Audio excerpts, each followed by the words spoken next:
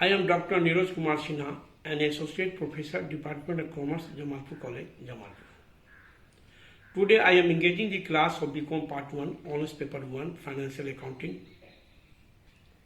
Dear student, in the last class I taught you the relation of partnership, insolvency of partner, under which I narrated about the decision of Garner versus Murray. Today, I want to solve a question on the basis of the decision of Garner versus Murray. That is question number 5, page number 774 of Shukla's book. In this question, we find there are 3 partners, namely A, B, and C, and profit distributed among the partners equally. C becomes insolvent, so C is insolvent partner. Then A and B both are solvent partner. According to question, only ledger are required and the loss and of relation is already given, so only partners capital account and cash account will be prepared. So first we prepare partners capital account. So far the question is concerned,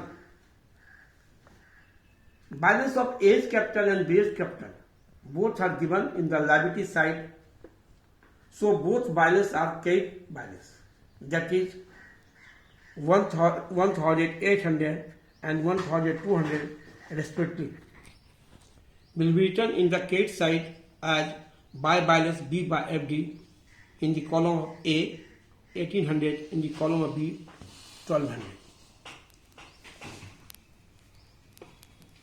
So, and C capital is given in the asset side of the balance sheet, that is overdrawn of capital. It means C have a drawn in excess of his capital, so C is debtor of the business, so his capital balance is debit balance, so it is written in the debit balance of the capital account as in the capital account as to balance B by FD in the column of C rupees 600. Now the loss of relation is rupees 900 distributed among the partners equally. So 1/3 of 900 is equal to 300, for which entries will be A's capital account DR, B's capital account DR, C's capital account DR to relation account 300, 300, 300 respectively. So relation account will be posted in the debit side of partners capital account as to relation account in the column of A rupees 300, in the column of B rupees 300, in the column of C rupees 300. So far the decision concerned, the first decision is every solvent partner will bring relation loss in cash. Here A and B both are solvent partners, so both will bring rupees 300, 300 respectively in cash as relation loss, for which entries will be cash account DR to A's capital account to B's capital account. So in the capital account it will be posted in credit side as by cash account in the column of A rupees 300, in the column of B rupees 300. Now the total of C's capital is rupees 900 in the debit side, and C is unable to bring this deficit amount, so the deficiency of rupees 900 in C's capital will be borne by A and B. According to Garner versus Monday decision, deficiency of insolvent partners will be borne by partners in capital ratio if the capital are fluctuating in the last balance of capital and if the capital are fixed in the opening balance of capital. Here, both capital are fluctuating, so deficiency of C's capital will be borne by A and B in the last balance of the capital. The last balance of A's capital will be 1800 and B's capital will be 1200. The proportion of last balance capital is equal to 1800 is to 1200 is equal to 3 is to 2, which means 3 by 5 and 2 by 5. So deficiency in C's capital rupees 900 is borne by A. 900